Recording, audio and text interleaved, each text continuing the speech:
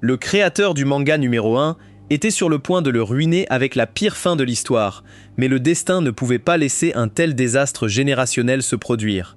Il a donc réincarné le mangaka dans son propre monde fantastique avec une capacité incroyable. Il s'est réveillé en tant que Wong, complètement chauve, une calvitie si parfaite qu'elle ferait pleurer de fierté Saitama. À peine avait-il le temps de planifier comment utiliser son pouvoir trompeur que son ami d'enfance, Xiao, l'a tiré du lit, car l'examen de sélection des dompteurs de familiers n'attendrait pas qu'il finisse ses plans. Les aspirants, avec une immense foule, se sont rassemblés pour l'épreuve. Au premier tour, les participants devaient choisir un œuf de familier et réussir à le faire éclore avant que l'encens ne soit complètement consumé. Honnêtement, je suis surpris que la tête de Wong ne soit pas parmi les œufs sélectionnés. Mais bon, Xiao voulait se démarquer, attirer l'attention comme tout le monde, alors il a choisi l'œuf avec l'énergie spirituelle la plus puissante. Wong savait déjà qu'il ferait ça, car il avait lui-même écrit l'histoire. Les autres participants ne voulaient pas être en reste, alors ils ont aussi commencé à incuber leurs œufs. Wong a pris son temps, observant les environs, jusqu'à ce qu'un tigre de 2 étoiles attire son attention. Un fan d'eux était sur le point de le choisir, mais Wong l'a devancé. Le protagoniste, avec sa tête brillante, a réussi à faire naître le tigre ailé et a établi un lien avec lui instantanément. Son exploit a provoqué des cris dans la foule. L'examinateur était stupéfait qu'une personne d'un village si éloigné ait réussi à faire éclore un familier de 2 étoiles. Malheureusement, Wong était si mauvais pour donner des noms qu'il a appelé son nouveau compagnon le tigre Guffy. La tige d'encens était sur le point de s'éteindre complètement et ceux qui n'avaient pas réussi à faire éclore un œuf ne pourraient pas établir de lien avec un familier pendant les 5 prochaines années. Le compte à rebours de la dernière minute a commencé et il n'avait toujours pas fait éclore son œuf. Il a commencé à perdre confiance jusqu'à ce qu'il voie le sourire de Wong. Il a accepté qu'il n'était pas assez fort pour dompter ce qui se trouvait à l'intérieur, alors dans les dernières secondes, il a fait éclore un œuf de 0 étoile et a formé un lien avec le familier Pom Pom. Wong a expliqué que les familiers étaient des esprits du ciel et de la terre. Certains étaient des esprits vivants et d'autres des outils spirituels. Leurs attributs et pouvoirs magiques dépendaient de leur rang d'étoiles. Les familiers de 7 étoiles étaient le niveau le plus élevé et étaient aussi puissants que des divinités. En revanche, ceux de 0 étoile étaient si inutiles qu'ils pouvaient être jetés sans problème. Il était conscient de cette réalité, alors il s'est caché dans un coin en serrant Pom Pom dans ses bras. Il lui a dit qu'il n'existait pas de familiers mauvais, seulement des dompteurs terribles. Ces mots ont résonné en Xiao, qui a promis de s'entraîner 2 fois plus dur pour être à la hauteur de son ami d'enfance. Xiao a été surpris de voir l'œuf qu'il n'avait pas réussi à dompter se briser. À l'intérieur, il y avait un liquide doré, le chauve a pris le tigre Guffy et l'a plongé dedans. Il avait trouvé son premier truc, c'était un œuf impossible à faire éclore, provenant d'un arbre divin qui raffine le lignage d'un familier et augmentait considérablement sa force en le buvant. Il en a laissé un peu pour baptiser Pom Pom. Le deuxième tour de l'épreuve était sur le point de commencer et consistait en un combat entre les familiers pour découvrir leurs capacités.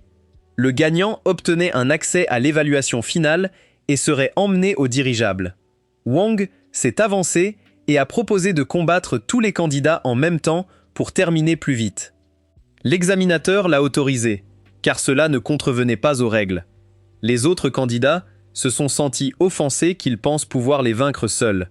Il a essayé de calmer le groupe, mais ils ont ignoré ses paroles et se sont précipités pour attaquer Wong. Le chauve a couvert l'arène d'un brouillard et a profité de la couverture pour vaincre ses adversaires. Lorsque le brouillard s'est dissipé, il se tenait debout comme vainqueur. Tout le monde était un peu confus, car il portait soudainement une cape. L'examinateur était impressionné qu'il ait pu utiliser le pouvoir magique de son familier avec tant d'efficacité.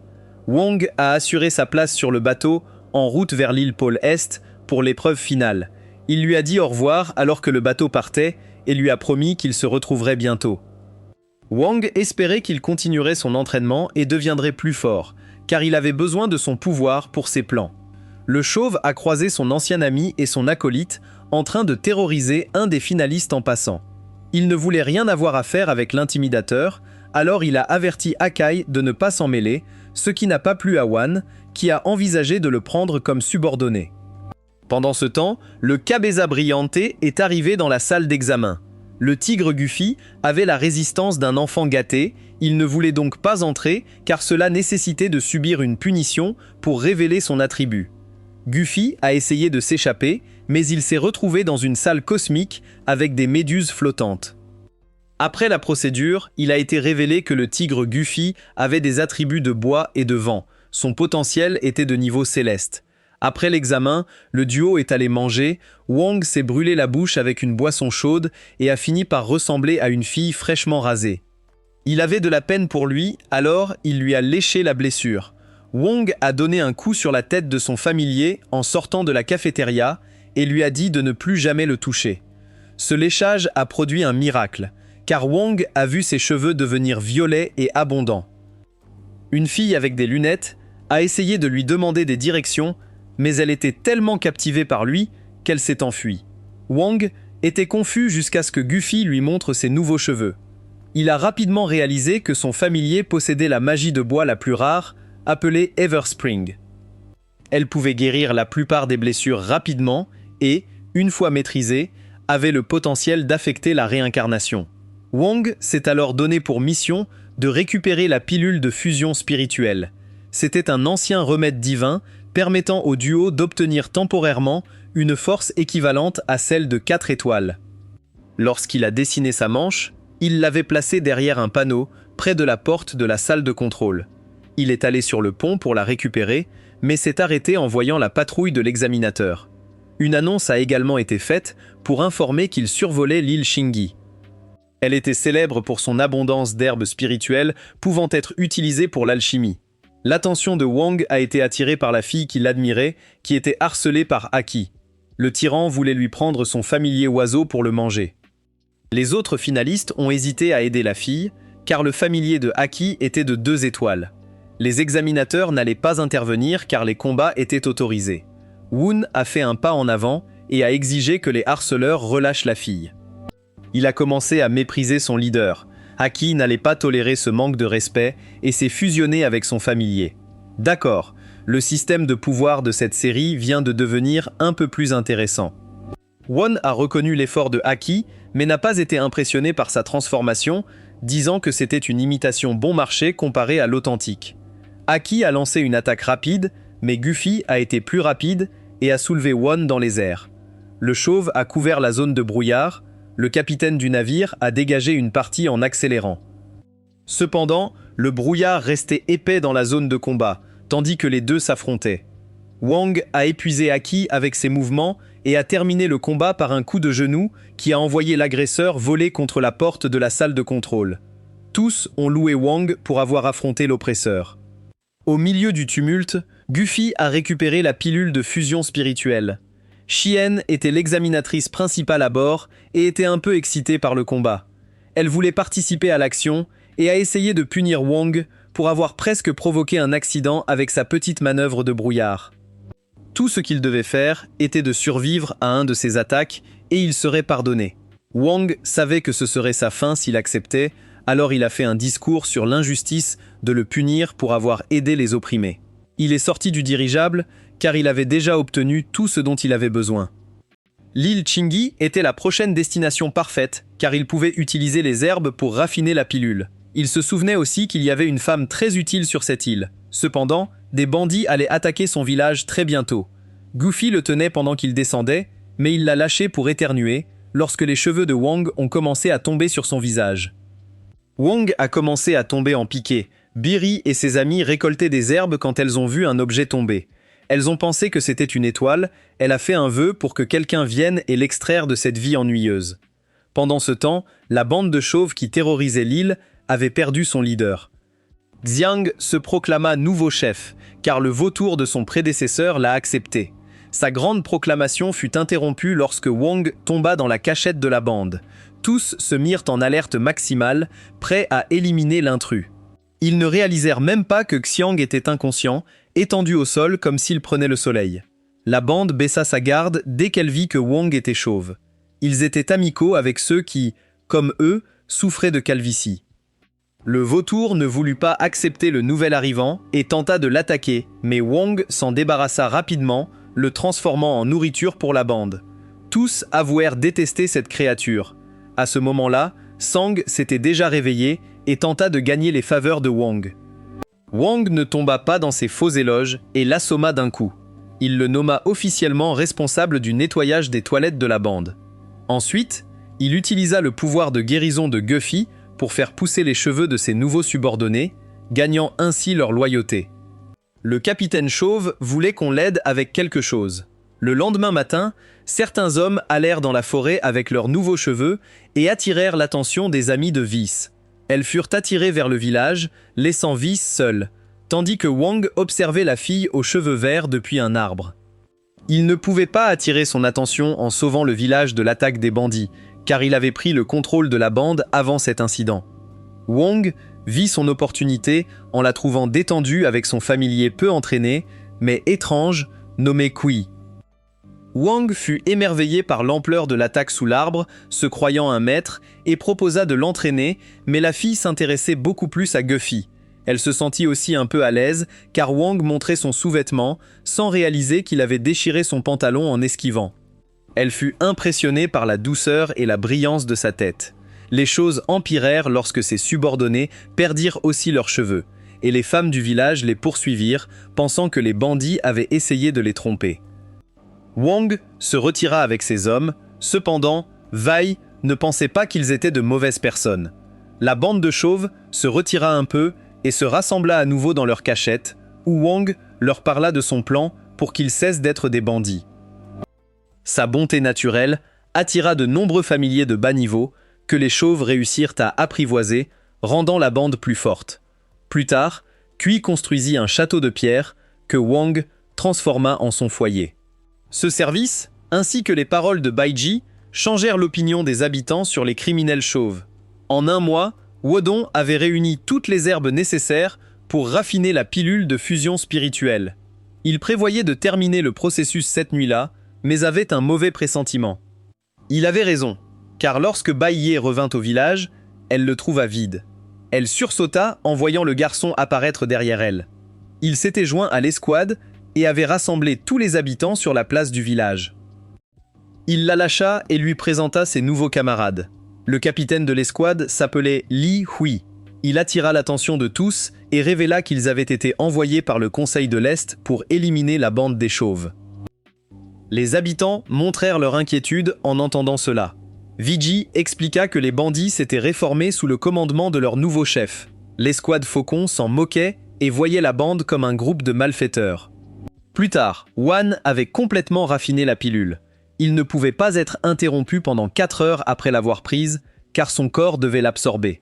Il était un pas plus près de devenir un dieu et de retrouver le chemin de son monde.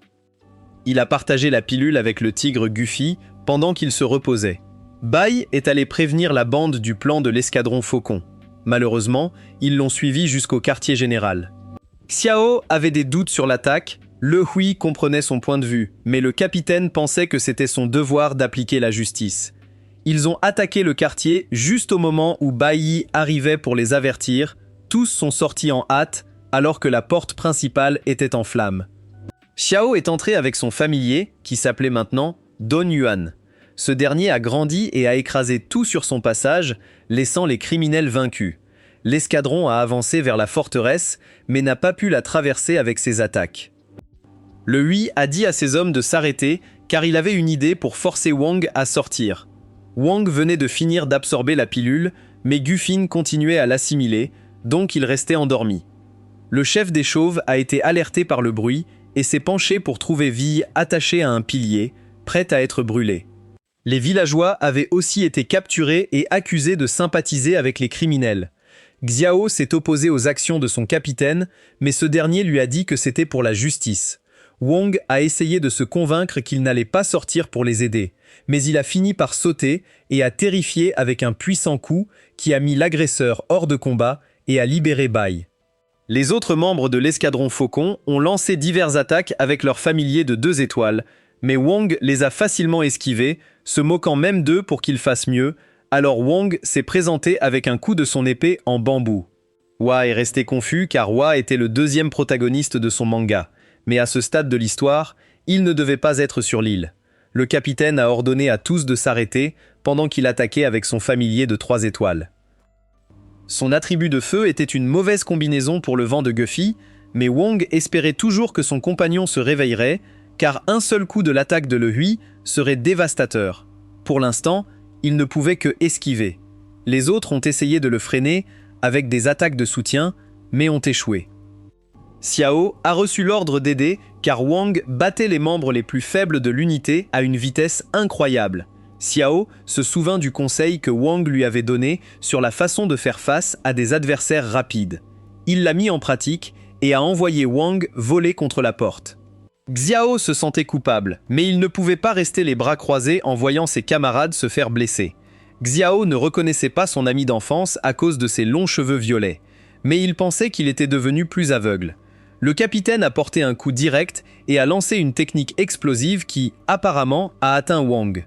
Baggy a éclaté en sanglots, croyant qu'il avait été envoyé au-delà. Le Hui a ordonné à ses hommes d'exécuter tous les autres pour leurs crimes. Shao a protesté pour l'innocence des villageois, alors que les flammes étaient sur le point de les engloutir. Heureusement, Guffy s'est réveillé juste à temps et s'est fusionné avec Wang. Naturellement, son corps a commencé à guérir. Bai Ye a pu les voir avant de perdre connaissance, soulagé de savoir qu'il allait bien. Les chauves ont aussi pleuré de joie en voyant que leur chef était toujours en vie. L'escadron Faucon ne pouvait pas croire que Wang avait fusionné avec un familier de combat. Lê Jui a ordonné à tous d'attaquer en même temps. Wang a reçu l'attaque de plein fouet et est sorti complètement indemne. Il était excité d'essayer son nouveau pouvoir d'attaque. Chaque coup faisait tomber les rivaux comme des mouches. Le capitaine savait que Wang avait le pouvoir d'un familier de 4 étoiles, mais avant de pouvoir assimiler complètement cette information, le chef des bandits lui a donné un uppercut qui l'a fait décoller comme une fusée. Son familier l'a attrapé en l'air, mais Wang était trop rapide et l'a renvoyé au sol. Xiao et Wu Hai ont arrêté Wang tout en s'excusant au nom de leur capitaine et en lui suppliant d'avoir pitié. Wang était euphorique à cause du pouvoir et a refusé de s'arrêter. Alors, Xiao et Wan ont lancé une attaque conjointe, mais elle a été écrasée immédiatement, tandis qu'il restait vaincu au sol. Le Hui s'est échappé et a pris Bai Yi en otage. Il prévoyait de mettre fin à ses jours dès qu'il aurait creusé l'île. Le capitaine a vu Xiang courir dans la forêt, le Hui lui a tiré dans la jambe et l'a confronté. On révèle que le capitaine a éliminé l'ancien chef des bandits pour que Xiang prenne le contrôle et commette des méfaits. Cela aurait permis à l'escouade Faucon de sauver les villageois, renforçant la bonne réputation de Lê. Malheureusement pour le capitaine, certains de ses subordonnés les plus fidèles l'avaient suivi. Ils ont entendu toute la conversation et l'ont vu tuer Xian pour son incompétence. Vadi reprit connaissance juste au moment où Le Hui faisait taire son subordonné trop curieux. Wang les rattrapa enfin, alors le capitaine utilisa Vadi comme bouclier humain et força Wang à s'arrêter. Wang dut rester là, subissant une pluie d'attaques de feu pour protéger la fille aux cheveux verts. Le Hui prenait plaisir à faire souffrir les autres. Ku tenta de l'arrêter en le mordant, mais il fut mis à terre d'un coup. Bai Ji pleurait en voyant Wang torturé. Ku se traîna jusqu'à elle et activa une attaque de terre en la touchant. Le Hui subit un énorme dommage en étant projeté dans les airs, ignorant que Bai Ji était aussi une dompteuse. Le capitaine, furieux qu'elle l'ait surpassé, tenta de l'éliminer, mais Wang descendit avec un coup spectaculaire qui laissa Li Hui et son familier morts sous les décombres. Les autres arrivèrent peu après, ses compagnons leur révélèrent le plan maléfique de leur capitaine avant de mourir. Xiao s'excusa à nouveau et Wang décida de les pardonner car ils avaient aussi été trompés par leur leader. Xiao pleura, se sentant idiot. Ils enterrèrent les 3 victimes de leur escouade et se retirèrent. Plus tard dans la nuit, un homme mystérieux utilisa une compétence pour ressusciter Le Hui et découvrir ce qui s'était passé. Pendant ce temps, Xian, avec une nouvelle couleur de cheveux, se reposait sur le pont lorsqu'il reçut un ordre du conseiller en chef Qin Chang d'aller sur l'île Qin enquêter sur ce qui était arrivé à l'escouade Faucon. Il n'avait pas très envie d'y aller, mais cela changea rapidement en voyant l'affiche de recherche de Wang où il était désigné comme le principal suspect. Pendant ce temps, Wang et Bai Ji avaient déjà quitté le village et étaient arrivés sur l'île Baham. Les gardes étaient particulièrement vigilants, cherchant tout homme chauve suspect qui pourrait être le chef de la bande. Une foule se rassembla autour de Wang à cause de son apparence séduisante. Un des gardes pensa qu'il ressemblait au chef recherché, mais ne fit rien. Wang essaya de paraître élégant, mais crachait du sang à cause des efforts qu'il avait fournis lors de son combat contre l'escouade Faucon. Le duo alla prendre un peu de thé, où Wang remarqua qu'il y avait un nombre inhabituel de dompteurs réunis. Le propriétaire du stand lui révéla que Lord Baham avait organisé un tournoi d'arts martiaux, où le gagnant épouserait sa fille adoptive. De plus, il recevrait un jeton en fer noir. Cela convenait parfaitement à Wang, car il était venu sur l'île pour trouver Lord Baham et obtenir ce jeton. Cela lui permettrait de nettoyer son statut de recherché, exactement comme dans GTA. Xiao Xiao, qui ressemblait à un calmar séduisant, déclara à Wang qu'il conquérirait le cœur de la fille, car il le voyait comme son principal rival. Sa déclaration se termina lorsqu'un chevalier entièrement armé le mit hors de combat pour avoir fait trop de bruit. Plus tard, tous les candidats se réunirent pour commencer le parcours dangereux jusqu'à la résidence de Lord Baham. Vohan utilisa ses connaissances d'auteur pour tromper de nombreux candidats et les faire prendre le mauvais chemin, les blessant. Wei Heng et Dadsin furent un peu plus malins et ne tombèrent pas dans le piège. Ils finirent par devancer le groupe et attendirent que les autres les rejoignent, mais ils soupçonnaient qu'il y avait une embuscade sur le sentier étroit devant eux. Xiao Xiao était convaincu qu'il n'aurait pas de problème s'il traversait simplement l'endroit en courant. Les autres candidats, tout aussi naïfs, le suivirent et se retrouvèrent écrasés par un éboulement. Ceux qui attendaient réussir à traverser sans être blessés. Finalement, le groupe arriva à la résidence de Bajam juste au moment où il commençait à pleuvoir. Le vieil homme n'allait pas laisser le temps gâcher son tournoi, alors il libéra son aura vers le ciel. La pluie se dissipa immédiatement. Les candidats éclatèrent de joie et louèrent sans cesse Lord Baham. Wang pensa que le vieux se vantait simplement. Lord Baham descendit et se sentit flatté que son nom continue d'inspirer autant de respect après tant d'années d'isolement. Le vieil homme fut également impressionné par le nombre de jeunes talentueux venus demander la main de sa fille adoptive. Won profita de l'occasion pour faire une bonne première impression. Il se présenta de manière poétique et flatta l'énorme ego de Lord Baham, lui offrant une cape avec l'inscription qu'il était invincible à l'Est. L'ancien l'apprécia tant qu'il faillit nommer Wang comme son nouveau gendre, mais l'auteur voulait juste le jeton en fer noir, pas se marier, alors il toussa un peu de sang pour faire semblant d'être faible. Lord Baham détestait les hommes faibles. D'un simple mouvement de doigt, il envoya Wang voler, puis appela Xiao Xiao et loua sa force après qu'il se soit relevé après un coup de paume. Les autres candidats voulurent prouver leur résistance et le supplièrent de les frapper aussi.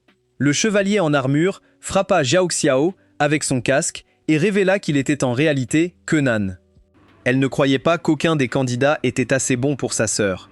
Son discours fut interrompu lorsque le corps de Xiao Xiao explosa soudainement avec des fils rouges qui se connectèrent aux autres candidats. L'énergie réunie de tous fut utilisée pour lancer une attaque que Lord Baham réussit à bloquer.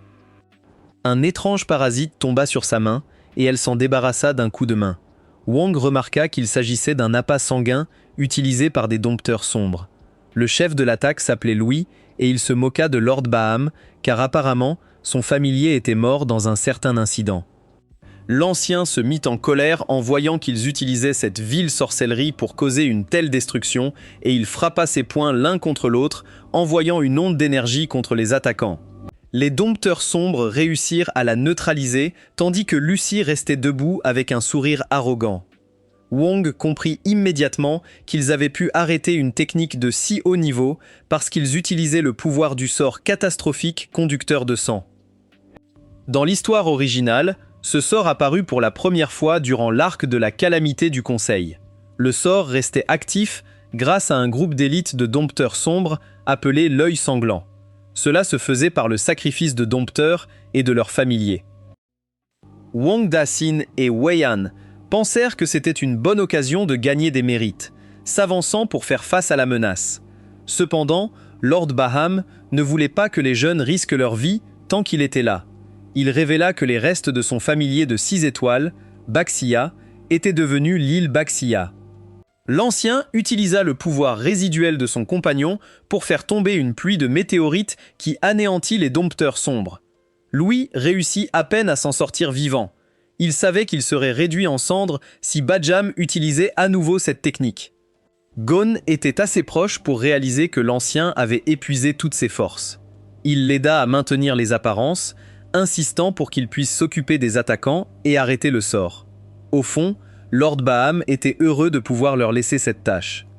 Lucy profita de l'occasion pour se retirer pour le moment. L'ancien remarqua que les jeunes avaient encore des familiers en état juvénile, alors il leur remit des graines spirituelles qui pouvaient activer leur forme de combat avant qu'ils ne partent. Bon se demanda quel genre d'amélioration Guffy montrerait, étant déjà assez puissant. Un groupe de dompteurs sombres tenta d'empêcher leur avancée, mais Daxin se proposa de les contenir, tandis que les autres continuaient. Kenan fut ému aux larmes par son sacrifice. Ensuite, ce fut au tour de Wayan de se sacrifier pour l'équipe, lorsque ces insectes l'informèrent qu'une autre vague d'ennemis approchait. Plus tard, le reste du groupe fut arrêté par les dompteurs sombres que Daxim était censé gérer. Tous supposèrent qu'il avait été vaincu. Gon et Baiji laissèrent Kenan continuer, car il était le plus haut gradé parmi eux et avait le plus de chances d'arrêter Lucy. Dès qu'elle partit, Wang couvrit la zone avec son brouillard et s'échappa avec Baiji. Ils arrivèrent à la mer de fleurs spirituelles, un endroit où ils pouvaient devenir plus forts. Leur plan fut interrompu lorsque le mystérieux nécromancien, que nous appellerons Bon, les rattrapa. Bon était ravi de enfin rencontrer Wang, c'est pourquoi le protagoniste était confus par la raison pour laquelle toutes ces personnes de haut niveau apparaissaient si tôt dans le voyage. Bong lui apprit qu'il n'avait rien à voir avec l'organisation sanglante, mais qu'il voulait voir le pouvoir de combat de Wang et Guffy. Le protagoniste n'hésita pas et se fusionna avec son familier. Vaji ne laisserait pas Wang affronter cette bataille seul et utilisa une technique de gravité pour immobiliser Bong. Wang se lança immédiatement et le frappa, l'envoyant valser à travers la clairière. Baiji, soudain, commença à se sentir mal et s'effondra peu après. Bon ajusta son cou cassé en révélant que son énergie spirituelle était instable. Wang savait que son corps ne pouvait pas supporter un grand effort après avoir pris la graine spirituelle. Guffy ne pouvait pas la soigner car ce n'était pas une blessure physique. Wang s'intéressa à Wang et proposa son aide. Wang se sentit un peu mal à l'aise pendant que Bong nourrissait Vieille et Kui avec son propre sang. Malgré cela, il était reconnaissant et informa Bong que l'énergie du sort de sang pouvait être absorbée pour augmenter la force du dompteur et de son familier. Von fut impressionné par ses connaissances et suivit Wang jusqu'au noyau du sort pendant que Baiji se reposait. Ils trouvèrent bientôt l'endroit et interrompirent le rituel de Lucy. Wang laissa Von s'occuper de Lucy pendant qu'il examinait de plus près le noyau. Entre-temps, nous découvrîmes que nos prétendus héros désintéressés, Wayen et Daxin, étaient en réalité des lâches qui avaient fui. Ils se retrouvèrent sur un quai attaqué par le groupe sanguinaire.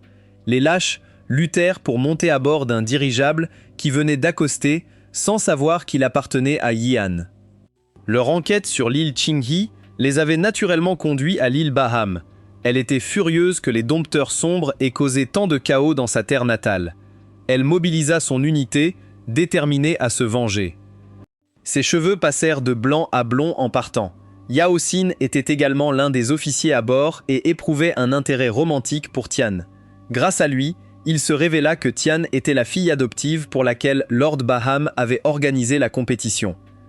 Yao Tian considérait Xiang comme la seule femme digne d'épouser quelqu'un de sa prestigieuse famille. Sous le pont, Wei Hen et Daxin restaient retenus pour avoir déserté. Xiao et Hua avaient également été enfermés là pour être interrogés sur l'incident de l'escadron Faucon. Kenan fit un détour et trouva les déserteurs dans le dirigeable, les réprimanda et leur donna une dernière chance de réparer leurs crimes. Xiao et Hua reçurent aussi l'opportunité de laver leur honneur. Pendant ce temps, Bong vainquit Lucy hors de la chambre et le força à fuir.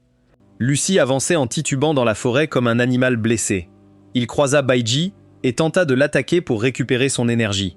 Malheureusement pour lui, Baiji semblait avoir gagné un pouvoir inquiétant et n'était plus une proie facile. De retour au noyau du sort, Wang et son nouvel ami commencèrent à absorber l'énergie quand Wang informa qu'ils avaient croisé Lucy et Byong. Il lui dit aussi que Jian et son unité approchaient. Wang n'eut d'autre choix que d'absorber rapidement toute l'énergie du noyau. Cela s'avéra être la bonne décision, car Jian lança une impressionnante attaque de sabre qui détruisit la grotte. Wang sortit avec sa forme fusionnée, améliorée, aux côtés de Bon. Les membres du conseil supposèrent qu'il était aussi un dompteur sombre. Bon les accueillit, absorbant les âmes de quelques soldats plus faibles et utilisant cette énergie pour lancer une pluie d'attaques contre les autres. Puis, il attira Jiang loin de là, laissant Wang et Yawang s'affronter. Yawang avait aussi un tigre comme familier et utilisa un brouillard pour couvrir le champ de bataille. Wang réalisa que c'était beaucoup plus dense que ce qu'il pouvait créer. Il n'eut pas le temps de l'admirer, car plusieurs lames de vent furent lancées contre lui, mais il réussit à les attraper sans effort.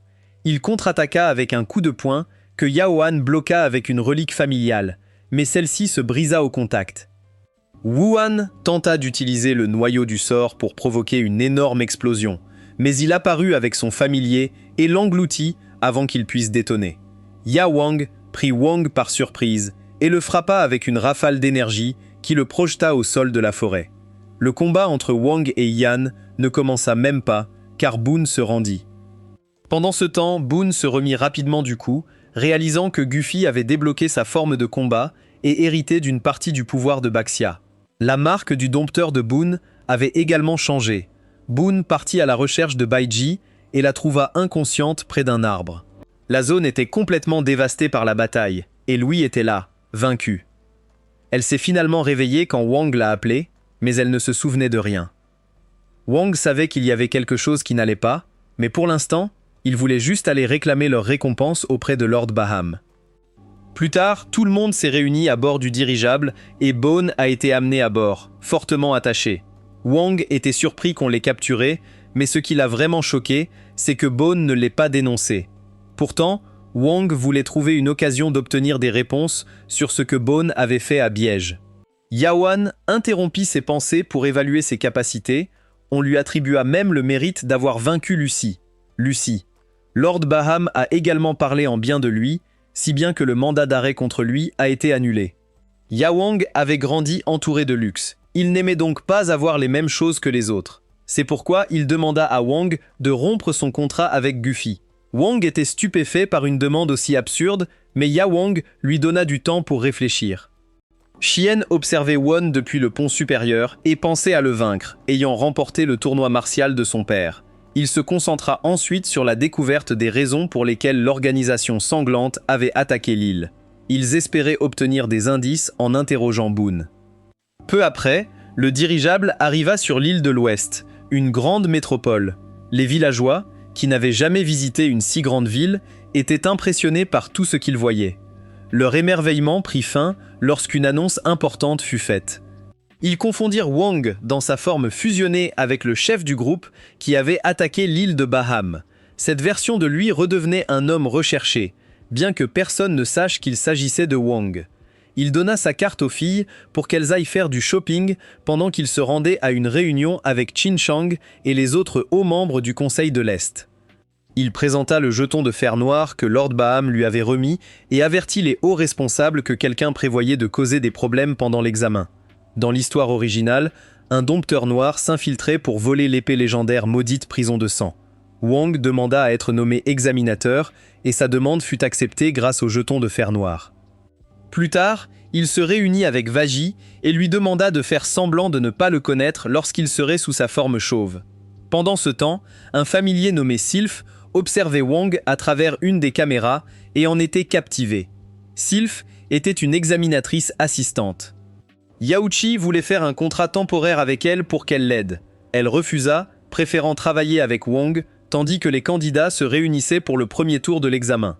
Xiang aperçut la fille aux cheveux verts dans la foule et lui demanda où était le chef des bandits, mais elle mentit en disant qu'elle ne savait pas où il se trouvait.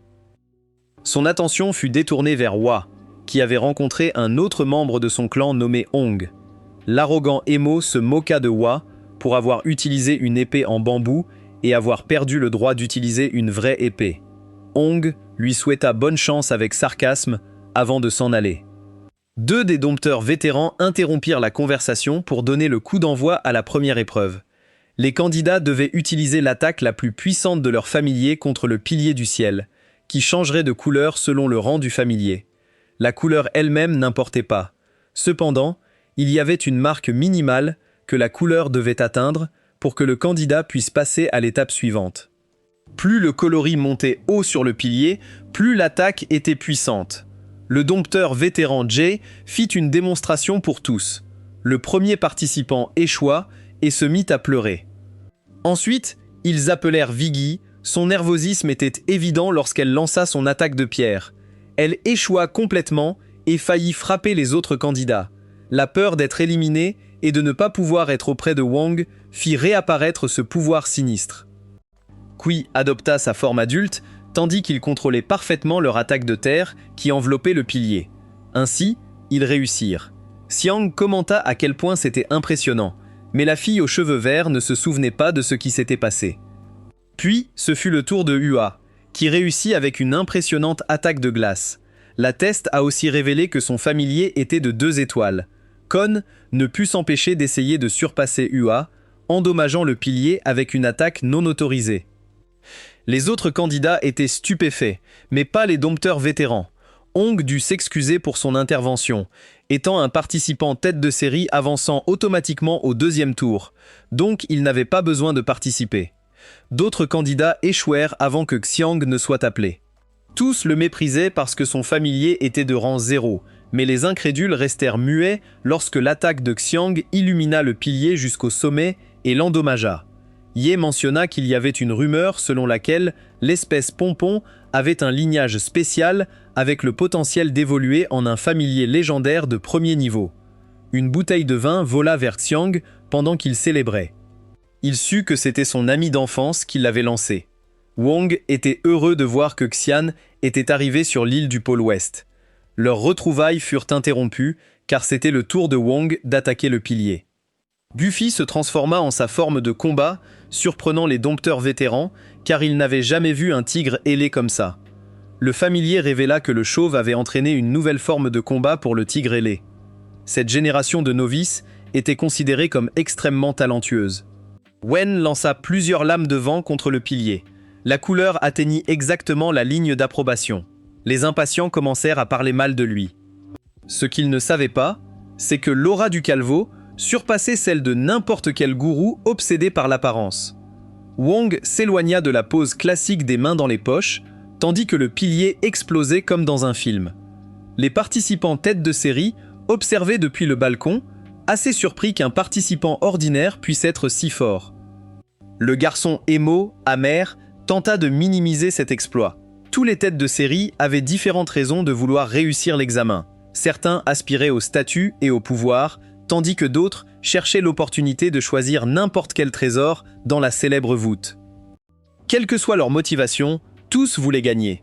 Plus tard dans la nuit, 2 perdants noyaient leur chagrin dans l'alcool lorsqu'ils furent sur le point d'être attaqués par la sinistre Baiji, mais Wong sentit que quelque chose n'allait pas et éloigna rapidement la fille aux cheveux verts avant qu'elle ne puisse agir. Elle reprit ses esprits, confuse par ce qui se passait. Le faux Saitama lui dit simplement qu'elle était somnambule. Plus tard, Wong visita Bong et exigea de savoir ce qu'il avait fait à Baiji, tout en le tenant fermement. Il savait que Bong s'était laissé capturer car il préparait un plan. Wang affirma qu'il pouvait utiliser son nouveau poste pour obtenir un transfert vers une autre île. Alors, Bong commença à parler. Il remit à Wang l'antidote à la malédiction du vin immortel qui s'était activée lorsque Bai Yi avait bu son sang pour se rétablir. Ensuite, il cracha une boussole qui conduirait Wang à son endroit spécial. La seule chose qu'il voulait en retour était que Wang l'avertisse quand il y arriverait. Il le menaça aussi de révéler son identité s'il respectait l'accord. Pendant ce temps, la prochaine ronde de l'examen était sur le point de commencer. L'examinateur principal de cette ronde expliqua que chaque candidat serait envoyé dans un royaume illusoire différent qu'il devrait surmonter seul. Le familier de niveau maximum de l'ancien conseiller principal, nommé Shi Mirage, serait chargé de les y envoyer.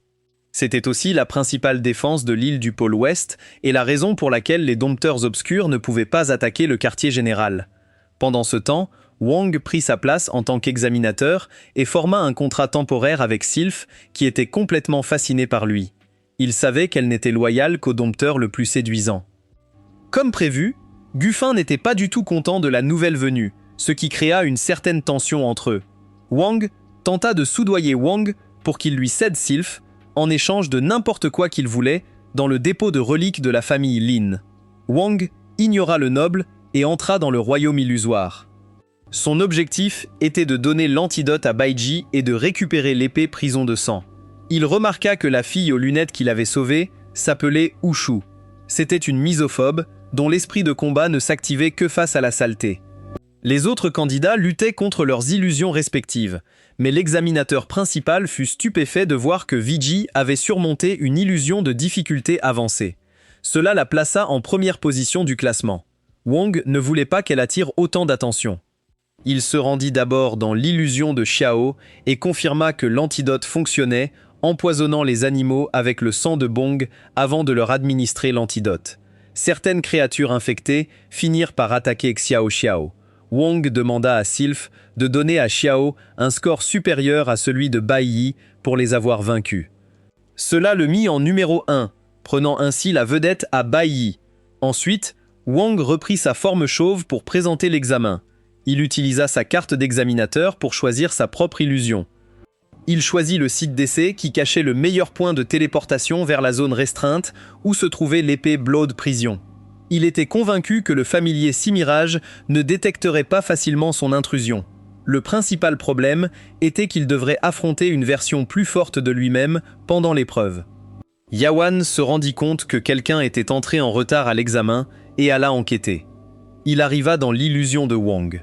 Le chauve avait tout couvert de brouillard, si bien que la copie de Wang commença à attaquer Johan, lui donnant l'occasion de se faufiler vers la zone restreinte. La boussole que Wang lui avait donnée réagit à l'épée prison de sang et alerta qu'il y avait quelqu'un là. Il s'enfuit rapidement avant d'être éliminé. Il comprit maintenant qu'il cherchait aussi l'épée et que la zone restreinte était l'endroit où il voulait vraiment aller.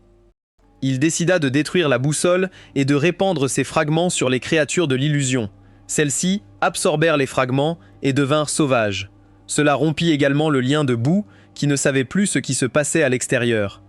Pendant ce temps, les autres examinateurs observaient les candidats restants lorsqu'ils furent alertés que les créatures étaient devenues violentes. Xing Shan leur ordonna de continuer l'examen. Les candidats les plus forts survécurent et avancèrent au tour suivant. Yaguan vainquit la copie de Wang, donc le prota réussit l'épreuve. C'est un parfait exemple de ne pas faire le travail et pourtant obtenir la meilleure note. Il entra dans la salle des vainqueurs et se dirigea directement vers Baiji pour lui remettre l'antidote, mais Xiao l'arrêta pour lui exprimer sa joie de voir qu'il avait aussi réussi. Il fut contraint de s'arrêter à nouveau lorsque l'examinateur commença à expliquer la prochaine épreuve. Elle consisterait en une bataille par équipe formée au hasard, où chaque candidat disputera un total de 5 combats. Les gagnants recevront 3 points, 2 points pour un match nul et 1 point pour une défaite. Les 4 candidats avec le plus de points à la fin des combats avanceront à l'épreuve suivante. Woon tenta de retrouver Baiji lorsqu'il croisa Gudan. C'était un autre personnage qui apparaissait beaucoup plus loin dans l'histoire originale et appartenait également au Conseil de l'Ouest. Woon ne comprenait pas ce qu'il faisait sur l'île. Les candidats commencèrent à être envoyés sur leurs champs de bataille respectifs. Won donna l'antidote à Guffy pour qu'il le remette à Viggy, mais le familier fut finalement transporté avec elle. Wang apparut sur son plateau, et il se rendit vite compte que Guffy n'était pas avec lui, ce qui signifiait que le combat serait beaucoup plus difficile. La première chose qu'il voulut faire fut de retrouver ses coéquipiers, mais, malheureusement, il tomba sur un ennemi. L'adversaire corpulent attaqua avec 2 marionnettes, mais Wang esquiva les coups comme s'il faisait une mauvaise imitation de Michael Jackson. Il entendit un tumulte plus loin et courut vers là, seulement pour découvrir que ses coéquipiers étaient Ushu et Aki, et qu'ils se battaient entre eux. À ce moment-là, un autre ennemi, Wang, dut faire en sorte que ses coéquipiers cessent de se battre entre eux et se concentrent sur les rivaux. Alors il encouragea Aki en l'appelant chef. Puis il mit Ushu, la misophobe, en colère en faisant tomber le hamburger du gros au sol. Il savait que le gourmand utiliserait la règle des 3 secondes pour justifier de ramasser le hamburger et de le mettre dans sa bouche. Malheureusement, l'équipe de Wang est tombée dans le piège de l'ennemi. Juste au moment où ils allaient être vaincus, Niu est apparue et a battu ses propres coéquipiers. Elle était une servante de la famille de Haki qui l'avait sauvé des abus quand ils étaient petits. Elle était plus loyale à Haki qu'à ses coéquipiers. Ensuite, Niu a aussi battu Wushu pour avoir manqué de respect à son maître. Aki n'était pas content qu'elle l'ait aidé, car cela le faisait paraître faible. Il a commencé à la frapper et lui a ordonné de se défendre, mais elle n'en était pas capable. Aki l'a forcé à lever la main contre lui, menaçant de l'expulser de la famille si elle perdait. Comme Niubo ne pouvait pas l'attaquer directement, il a détruit le sol sous ses pieds pour le faire tomber dans la lave. Dès qu'elle a tourné son attention vers lui, Gwon a abandonné. Les concurrents ont eu une courte pause avant d'être envoyés à leur deuxième combat. À ce moment-là, Gwon n'avait qu'un point car il avait perdu. Son prochain combat était dans les montagnes du Dragon Noir. Il a formé une équipe avec Nilwu et Beef. Ils étaient entourés d'herbes hautes pendant que l'équipe ennemie s'approchait. Wang a essayé d'expliquer qu'il n'était pas nécessaire de se battre, mais Beef a incendié le champ pour éliminer la couverture, les laissant complètement exposés. Avant que la fumée ne se dissipe, Wang avait déjà disparu. Les filles ont rapidement été submergées par l'équipe adverse et ont été capturées. Pendant ce temps, Wang a grimpé la montagne car ce royaume illusoire était conçu autour d'un piège. Si les deux équipes se concentraient uniquement sur le combat, tous seraient détruits par le dragon à 4 étoiles au sommet de la montagne. Cependant, si un candidat parvenait à gagner le respect du dragon, celui-ci épargnerait son équipe et anéantirait l'équipe adverse. Woon n'avait pas son familier, donc il devait gagner le respect du dragon en montrant sa détermination. Après avoir reçu une terrible raclée, il a réussi à faire du dragon noir son allié et l'a utilisé pour éliminer l'autre équipe. Les filles étaient confuses que le dragon ne les ait pas attaquées et ont commencé à critiquer Wang pour les avoir abandonnés. Ce qu'elles ne savaient pas, c'est qu'il avait été celui qui les avait sauvés. Wang était étendu sur le dragon, complètement épuisé, tandis que celui-ci s'éloignait en volant. Ailleurs, Hua et Viggy étaient coéquipiers et devaient affronter Hong. Le garçon émo arrogant avait battu Viggy et Guffy, en plus de détruire le flacon contenant l'antidote. À ce moment-là, il frappait brutalement Awa, le traitant d'inutile pour avoir été scellé et rejeté par toutes les épées. Awa s'en fichait, car il avait déjà trouvé son propre style de combat, fusionnant l'énergie de son familier avec son épée en bambou.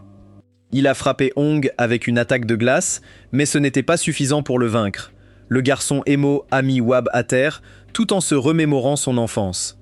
Ensuite, Viggy a été gravement blessée. Le système a confirmé son élimination, mais elle a cédé le contrôle de son corps à un pouvoir sinistre pour survivre et protéger ceux qui lui importaient. Wong s'est réveillé à l'infirmerie après sa rencontre avec le dragon. L'infirmière lui a donné son congé pour qu'il continue la compétition, car la fleur curative sur sa tête avait fleuri. Il a alors été transporté à son prochain combat. L'odeur terrible de l'endroit l'a presque rendu inconscient. Xiao Xiao était dans son équipe, mais Wang a vite réalisé qu'il était en train d'halluciner. Lui aussi a commencé à subir le même effet. Avant d'agir, il a compris que tout cela était causé par le familier d'un des concurrents. Il devait juste rompre le lien mental avec celui qui lançait l'illusion, alors il a fait un dessin qui a traumatisé à la fois lui-même et le responsable de l'illusion. Uli était furieux d'avoir vu une telle image et a pris le contrôle de ceux qui étaient encore piégés dans l'illusion pour qu'ils attaquent Wang. Viggy était dans son état sinistre et maintenait Guffy immobilisé tout en se délectant de voir Wang se faire frapper. Uli a encore compliqué la situation en invoquant les monstres qu'il avait réussi à contrôler. Vaggy a donné à Wang une chance de se battre en lançant Guffy vers lui. Le chauve ne perdit pas de temps et vainquit tout le monde avec une pluie de lames de vent. Puis, il chercha Vaggy et découvrit que le flacon de l'antidote était brisé. Quand il la trouva enfin, ils échangèrent quelques coups. Elle ne voulait pas se battre contre lui, alors elle décida de se rendre. Wang l'appela alors qu'il était éloigné, et juste au moment où elle se retourna, il lui lança Guffy. Le familier avait gardé une partie de l'antidote dans sa bouche et le lui administra. Viggy revint à la normale avant de perdre connaissance. Le classement était très serré avant le 4e combat. Ceux qui avaient affronté Wang sans Guffy furent très surpris de le voir les vaincre facilement, maintenant que son familier était revenu. Son dernier combat se termina par une victoire qui le plaça au 4e rang du classement. Xiao était en première position, Gudan termina 2e après avoir vaincu Hong qui occupait la 3e place. Les finalistes reçurent une pause plus longue avant la dernière épreuve. Wen profita de ce temps pour retourner dans la zone restreinte. Cette fois, Il réussit à entrer sans être découvert. Il fut surpris de découvrir que les âmes maudites, l'assassin des tempêtes et l'âme de jade étaient aussi scellés avec l'épée prison de sang. Dans l'histoire originale, le Conseil ne possédait pas autant d'armes maudites de haut niveau. Il dit à Guffy de rester prêt à le guérir car il allait subir beaucoup de dégâts en essayant de briser la barrière. Son essai fut interrompu lorsque Bong apparut après avoir échappé à sa captivité. Il n'était pas venu se battre contre Buan, mais pour raconter une histoire sur l'Antiquité. Un puissant guerrier nommé Yuan utilisa les 10 familiers de type armes de haut niveau pour vaincre le dompteur noir le plus maléfique nommé Shibu. Les armes restèrent dans le monde et leurs nouveaux porteurs pouvaient devenir plus forts en s'éliminant entre eux et en absorbant le pouvoir des autres. Le chaos provoqué par ces batailles et l'obscurité qui consumait leurs porteurs furent la raison pour laquelle elles furent connues sous le nom des 10 armes maudites. Von considérait les autres armes comme sa famille et voulait les libérer. Il traversa la barrière, Wong le suivit et tenta d'empêcher qu'il récupère l'épée prison de sang. Le chauve fut entraîné dans les souvenirs de Bong. Quand il était enfant, Bong appartenait au clan Yuan. Un jour, lui et ses amis entrèrent dans une zone interdite et furent attaqués par des monstres. Là, se trouvait scellée l'arme maudite, l'os Xia Wang. Celle-ci l'appela et il accepta son aide pour sauver lui-même et ses amis, qui devenaient l'arme maudite en fusionnant avec elle. Son père fit des expériences douloureuses sur lui, prétendant qu'il essayait de le sauver, mais une nuit, il entendit son père dire que les armes maudites étaient des ennemis du clan Ganyuan. Son père ne cacha pas la haine qu'il ressentait en découvrant que son fils avait entendu toute la conversation. Von perdit le contrôle et détruisit le complexe du clan. C'est alors que celui qui était maintenant son maître apparut et lui donna un nouveau but.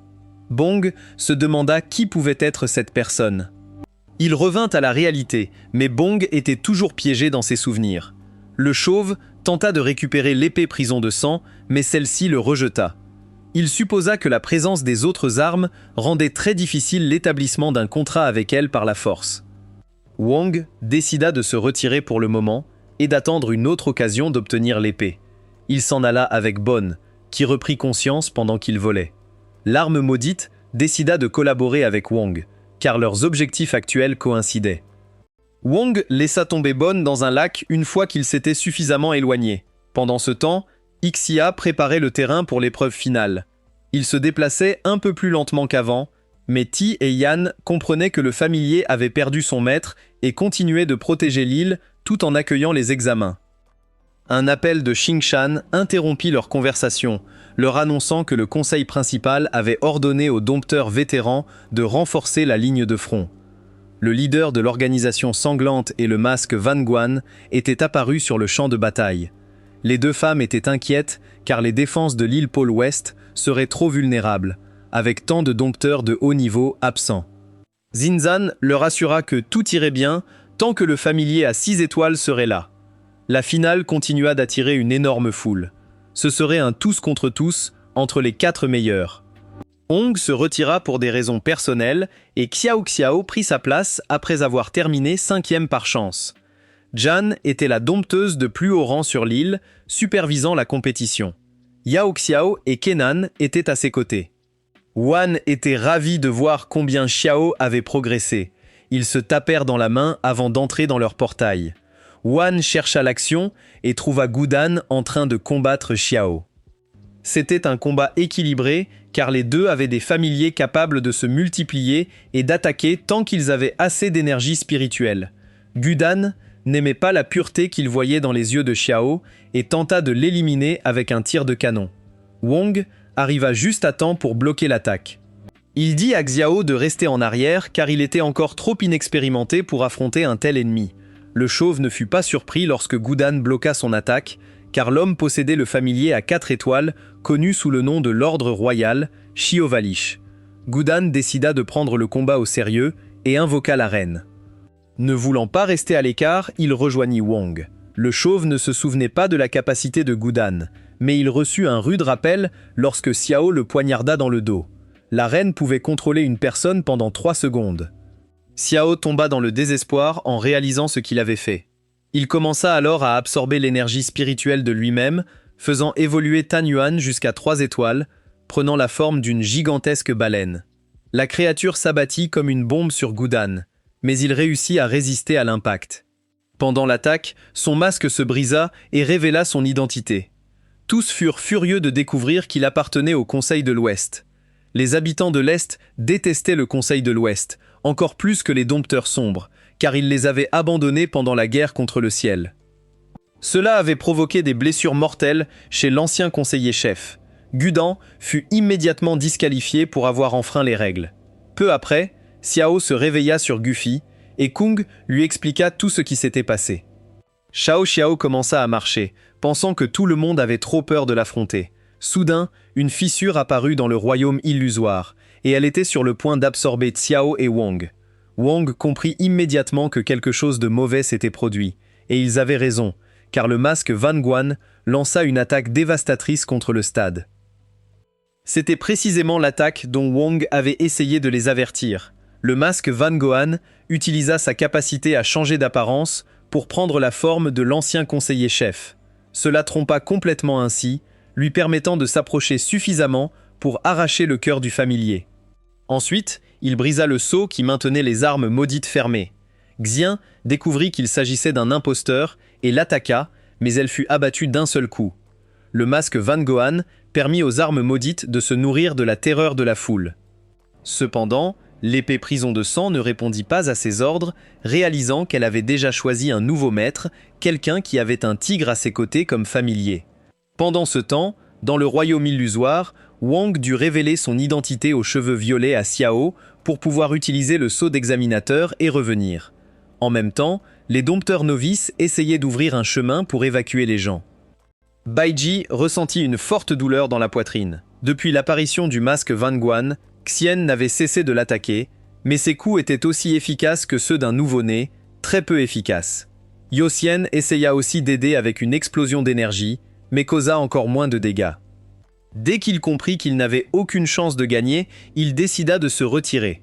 Le masque Van Wan le poursuivit, car il voulait confirmer s'il était l'utilisateur du tigre ailé que l'épée maudite avait reconnu comme son nouveau maître. Les candidats lancèrent une attaque combinée pour tenter d'arrêter le dompteur sombre, mais cela ne fonctionna pas non plus. Alors Baiji attira son attention en révélant qu'il avait une grande concentration de sang du clan Xuan Yuan dans les veines. Le masque Van Guan tenta d'absorber ce sang pour accroître son pouvoir, mais Won le frappa avec plusieurs lames de vent, le forçant à le lâcher. Won le réprimanda pour avoir touché une femme. Un instant, Xian fut déconcerté de voir que Wang avait réussi à blesser le masque Van Wang. Wang analysa rapidement la situation et conclut que le dompteur noir était bien plus fort que dans l'histoire originale. Xian supplia Wang de ne pas attaquer le cœur et de se concentrer uniquement sur Bagwan. Ils auraient besoin de ce cœur pour ressusciter le familier plus tard. Mais à ce moment-là, l'épée prison de sang vola vers Wang, confirmant qu'elle l'avait choisi comme porteur. Van Gohan l'incita à accepter l'arme maudite, mais Wang décida de la refuser pour l'instant. Le vilain menaça de tuer tous les présents dans le stade s'il ne signait pas un contrat avec l'épée. Wang se retrouva dans un véritable dilemme, car s'il fusionnait publiquement avec l'arme maudite, il aurait des problèmes avec le conseil. L'autre option était d'affronter Bang Wang, mais ni lui ni Xiao n'étaient assez forts pour le vaincre. Néanmoins, ils unirent leurs forces et se lancèrent à l'attaque. Cependant, le vilain utilisa une des techniques d'un familier de 6 étoiles pour les arrêter. Wang fut abattu d'un seul coup et Shen resta immobilisé comme un animal sauvage. Bang Wang donna à Wang quelques secondes pour fusionner avec l'épée. Pendant ce temps, il préparait déjà une attaque contre toute la foule. Alors Wang avança pendant que tous lui suppliaient de les laisser mourir. Il prit l'épée prison de sang et l'énergie noire l'enveloppa complètement. En même temps, Ya Wang se rendit à la voûte de sa famille pour s'équiper de toutes les armes puissantes et reliques qu'il pouvait trouver. Il ordonna également de rassembler toutes les troupes de sa famille présentes sur les îles voisines. Ailleurs, Boon battait plusieurs chevaliers lorsque son bracelet commença à résonner. Il comprit que son maître avait trouvé quelqu'un compatible avec une arme maudite. Il cessa immédiatement de se battre et se dirigea vers le stade pour découvrir ce qui se passait. Pendant ce temps, Wang criait de douleur en essayant de demander à la prison de sang de dévorer son âme. Van Gogh révéla que l'arme possédait la malice la plus féroce des 10 armes maudites.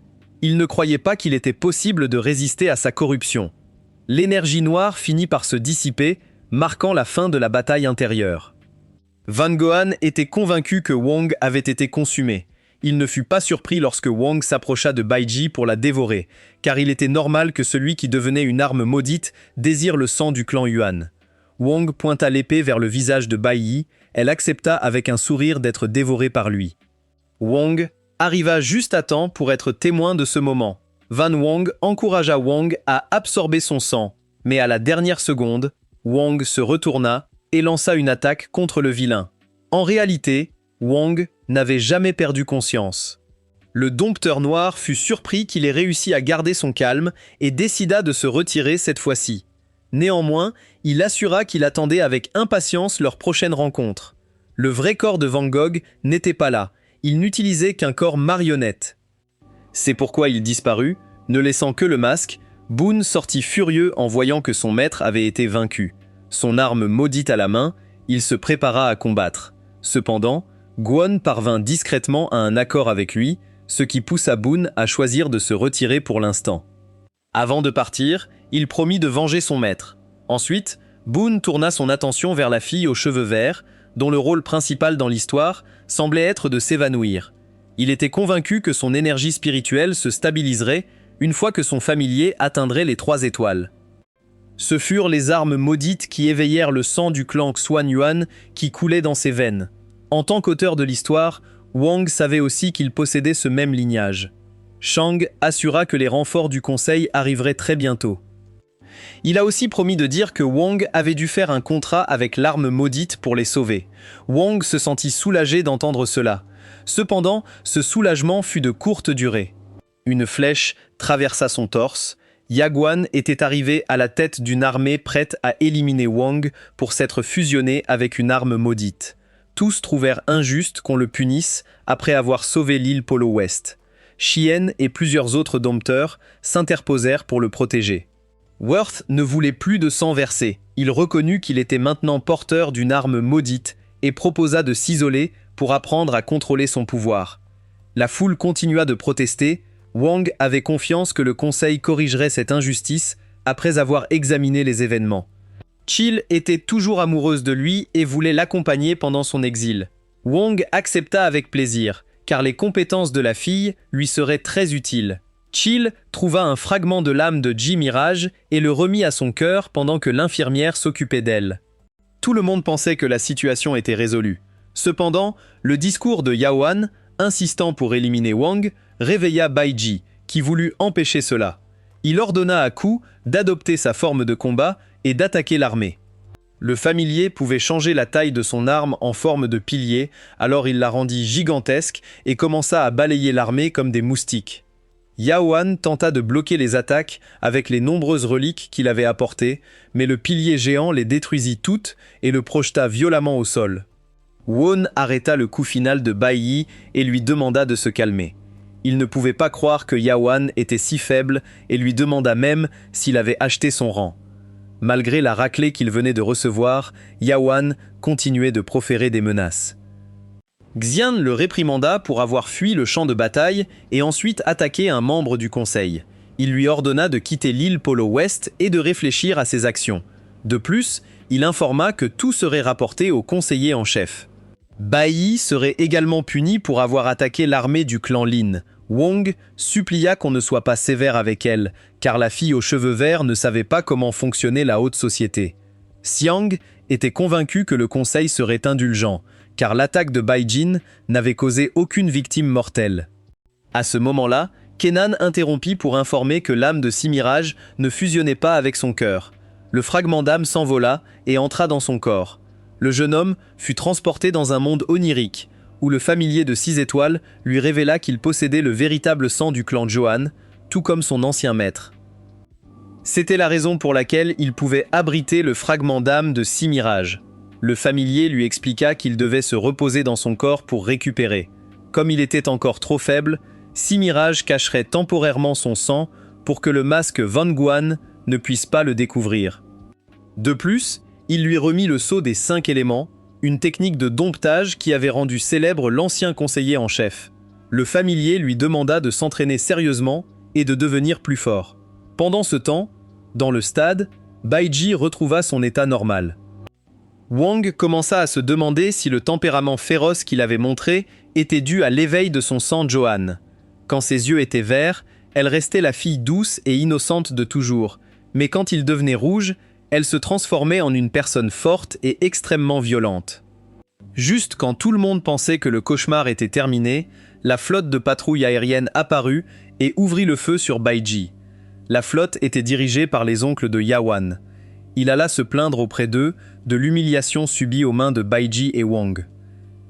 Il n'était pas prêt à laisser quelqu'un manquer de respect au clan Link et s'en sortir vivant. Wang essaya de les raisonner, mais ils ne voulaient que du sang et lancèrent un intense bombardement contre les deux. Wang n'eut d'autre choix que d'entrer dans sa forme de fusion. Tout le monde fut choqué de découvrir la vérité. Wang se jeta sur la flotte et arracha le mât d'un des aéronefs, le brisant en deux et provoquant son explosion. Puis, il localisa le dirigeable de Yawan et lui lança le mât. L'oncle au patch sur l'œil s'irrita en voyant Gong se vanter de sa force brute. Il se fusionna avec son familier taureau et détruisit le mât d'un seul coup de poing. Il s'avéra que les oncles étaient vraiment puissants, pas des imposteurs comme Yawan. Wang changea de cible et détruisit plusieurs aéronefs.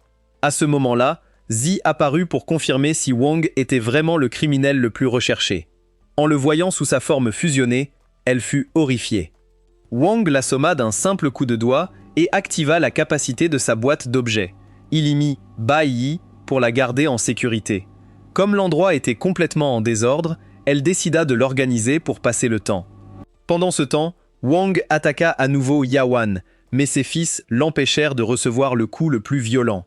Wang utilisa alors un nouveau sort appelé Brume de sang qui couvrit toute la zone et lui permit d'asséner un coup puissant à Yawang. La brume affecta aussi l'équipage et l'aéronef, les faisant tomber sur la résidence ancestrale du clan Ling. Ensuite, il traîna Yawan jusqu'à la voûte familiale et utilisa sa main pour l'ouvrir. Il ouvrit la boîte d'objets de Seal et y rangea toutes les reliques et armes trouvées. Pour Wan, c'était la compensation d'avoir vu ses plans ruinés par le clan Lin. Les oncles et leurs hommes entourèrent la voûte et exigèrent qu'il libère Yawang. Wang accepta à condition qu'on lui permette de s'échapper. En réalité, c'était sa seule issue. Il ne pouvait pas utiliser l'âme maudite sous sa forme fusionnée car Guffy la rejetait. Les oncles acceptèrent de lui donner un avantage de 7 jours avant de commencer la chasse. Wan accepta l'accord. Avant de partir, il réussit à donner quelques derniers coups à Jaguan et le jeta au sol comme une poupée en caoutchouc. Quelques jours plus tard, la cérémonie pour les candidats ayant réussi l'examen fut célébrée. 1 minute de silence fut également observée pour ceux qui avaient perdu la vie lors de l'attaque. Gong fut inclus sur la liste des décédés. Cependant, son identité à cheveux violets fut déclarée cible d'élimination. Les nouveaux dompteurs s'indignèrent de voir un héros comme Wang traité de cette manière. Xiao ne pouvait pas croire que tout se soit si mal terminé pour Wang alors qu'il restait inconscient. Louis conseilla à Xiao de garder son calme pour l'instant, car il pourrait aider Wang depuis le conseil. Il fut intégré au département d'inspection et nommé seigneur. Malgré tout, le jeune homme se sentait triste. Même s'il avait réalisé son rêve de devenir dompteur, il était même devenu disciple de Ji-Mirage. Pendant ce temps, Wei et Daxin décidèrent de rejoindre la flotte de patrouille aérienne, affirmant qu'ils voulaient avoir l'occasion de traquer et d'éliminer le criminel. Ailleurs, Xian était de plus en plus frustrée car le clan Lin continuait à causer des problèmes, et elle n'arrivait pas à communiquer avec Xingshang ou le conseil pour les dénoncer. Alors, elle décida de demander de l'aide à son père. Il s'avéra que Xingshang était disponible, mais préférait laisser les événements suivre leur cours car tout se déroulait selon son plan. Pendant ce temps, Wang et Baiji s'étaient réfugiés sur une île. Wang était redevenu chauve et Seal avait l'impression d'avoir été trompé. Elle n'aimait pas les criminels chauves et au look inquiétant. Elle exigea qu'on la laisse partir et tenta de s'échapper, mais Wang n'était pas prêt à perdre son précieux trésor. Plus tard, Biege revint chercher des provisions avec quelques baies. Elle se sentait coupable d'avoir provoqué toute cette situation et s'inquiétait pour la santé de Wang, qui ne cessait de prendre des pilules. Il lui assura que tout allait bien et qu'il était en parfaite santé. Cependant, en réalité, ses réserves d'énergie étaient presque épuisées. La situation s'est aggravée quand la flotte de patrouille aérienne les a trouvés. Pour l'empêcher de s'échapper, Wong l'a assommé et a ouvert sa boîte d'objets. Ensuite, il a scellé Zil dans son emblème de dompteur et s'est fusionné avec Guffy, prêt à affronter toute la flotte d'aéronefs. Cette fois, l'armée du clan Lin était prête, utilisant la formation de leur vaisseau pour créer une énorme barrière magique. Wong a essayé de briser la barrière en concentrant tous ses attaques sur un seul point. En réponse, ils ont renforcé cette section avec leur lien de blocage spirituel. Le vieil homme a grandement loué les actions de Wong. En signe de soutien, il a remis à Xian un dispositif pour contacter son deuxième frère aîné. De retour sur le lieu de l'embuscade, il a continué à consommer ses potions et a bu une qui lui a permis de récupérer un peu d'énergie. Il a libéré une énorme brume de sang pour se protéger. Les oncles de Yaohan utilisaient la relique du pointeur du Sud, qui permettait de suivre n'importe quel objectif, à condition d'être alimenté par un échantillon d'énergie spirituelle. Ils ont d'abord assommé le capitaine de leur aéronef, puis ont amené le vaisseau en première ligne pour se rapprocher du champ de bataille. Wei Yan a utilisé ses moustiques pour localiser Wong. Wong les a remerciés pour leur aide et s'est envolé, car ce n'était pas le moment de discuter. En réalité, les deux jeunes l'avaient aidé par intérêt personnel. Ils possédaient une technologie capable d'interférer avec le suivi du pointeur du Sud. Grâce à cela, ils ont réussi à déjouer la flotte du clan Lin. Wong ne comprenait pas non plus la politique interne du conseil, bien qu'il soit convaincu que tout s'éclaircirait tôt ou tard. Puis, le familier de taille est apparu dans un miroir de communication. Aucun des 4 conseils n'avait juridiction sur ce territoire neutre. Pendant ce temps, Shinzan a été informé que le ministère des Travaux s'était allié avec les clans Bai et Ya pour aider Wong. Plus tard, Wong a été emmené à l'infirmerie pour recevoir des soins. Son corps a été analysé par le Starlet de rajeunissement. De plus, il a éliminé les toxines médicinales accumulées dans son organisme. Pendant ce temps, Baiji est rentré dans sa chambre et a trouvé le miroir de communication diffusant une annonce. Baiji a décidé de ne pas informer Wong car elle avait besoin de récupérer. Son désespoir n'a fait qu'augmenter alors qu'elle se blâmait pour tout ce qui s'était passé. Baiji est entré dans son mode intérieur et a rencontré pour la première fois son autre personnalité. La personnalité aux yeux rouges a traité la Baiji aux yeux verts de faible et naïve. Cependant, son corps était trop faible pour soutenir les deux consciences en même temps. C'est pourquoi, quand l'une se réveillait, l'autre s'endormait. Vaghi comprit alors la raison de ses évanouissements et des trous dans sa mémoire. Sa personnalité la plus cruelle lui montra toutes les fois où les villageois l'avaient abandonnée face au danger, et lui demanda si elle voulait vraiment sauver des gens comme ça. Baiji répondit en se remémorant les bons moments passés avec eux, comme lorsqu'il l'avait aidée quand elle était seule. Pour elle, les villageois étaient sa famille, et elle ne les abandonnerait jamais. Son autre personnalité montra son mépris pour cette réponse, mais finit par accepter de faire un marché avec la gentille Baiji. Quelques jours plus tard, Iguan se réveilla de son long repos. L'infirmière lui informa que l'arbre n'avait restauré qu'environ 70% de son état. Le reste de sa récupération devrait se faire progressivement. Ne voyant pas Baiji, Wong demanda des nouvelles d'elle, on lui répondit qu'elle était partie avec Sylph. Sans perdre une seconde, il enfila sa chemise, comme quelqu'un qui arrive en retard au travail, et ordonna de faire demi-tour lorsque découvrit que la flotte aérienne avait pris les villageois en otage pour attirer Baiji. Il ordonna ensuite de traverser la dangereuse couche de tempête astrale pour prendre un raccourci. Il savait que c'était extrêmement risqué, mais cela lui importait peu. L'infirmière tenta de le rassurer, lui disant que le conseil s'occuperait de la situation, mais Wong n'était pas prêt à prendre ce risque. La personnalité froide et cruelle de Baiji avait pris le contrôle et força Sylve à utiliser le miroir Pengli pour les transporter chez elle. Xing Shan reçut une mise à jour sur la situation et ordonna que Wang soit envoyé sur le territoire neutre, quoi qu'il en coûte. Pendant ce temps, Xiao alla demander les dossiers concernant le cas de son meilleur ami. Là, il entendit une nouvelle de dernière minute, Wang se dirigeait directement vers l'île, juste là où la flotte lui avait tendu un piège. Xiao sortit en courant, sans prendre les dossiers, car il devait informer immédiatement Shan. Pendant ce temps, les oncles de Yaohan avaient établi leur base au château de Guan, impressionnés par les défenses de la forteresse. L'oncle au patch sur l'œil était un peu gêné d'utiliser des civils innocents comme Seo. Sa plainte fut interrompue par l'arrivée de Baiji, le tireur du Sud ne réagit pas, confirmant qu'elle était arrivée sans Wong. L'oncle au patch était convaincu que Wong finirait par apparaître. Pendant ce temps, il adopta sa forme de taureau et se prépara à affronter Baiji. La jeune fille avait confiance en sa capacité à lui donner du fil à retordre. L'île Chingy était son foyer, et son familier Kui était né sur ces terres sauvages. En tant que dompteuse d'une divinité de la montagne de cette île, elle pouvait temporairement utiliser une compétence de 4 étoiles, contrôler l'énergie des lignes ley de l'endroit. Baiji et Kui absorbèrent l'énergie des environs pour créer un puissant golem de terre. Le gigantesque poing du golem s'abattit sur l'oncle au patch, mais il réussit à résister au coup. L'immense pouvoir de vieiller l'excitait alors qu'ils échangeaient des attaques. Cependant, l'oncle roux l'arrêta et lui rappela qu'il n'était pas nécessaire de l'affronter seul. Alors, la flotte déploya des familiers militaires de 2 étoiles, appelés Limaces Erling. Wei Wen expliqua que les limaces bleues pouvaient créer une barrière, les rouges s'adhéraient aux personnes et utilisaient leur énergie spirituelle pour maintenir cette barrière active. Lorsque la cible piégée frappait la barrière, ceux qui servaient de source d'énergie subissaient les dégâts. Ce qui était particulier, c'est que les attaques venant de l'extérieur pouvaient traverser la barrière sans affecter ceux qui la soutenaient. Baiji le découvrit à ses dépens lorsqu'elle tenta de s'échapper.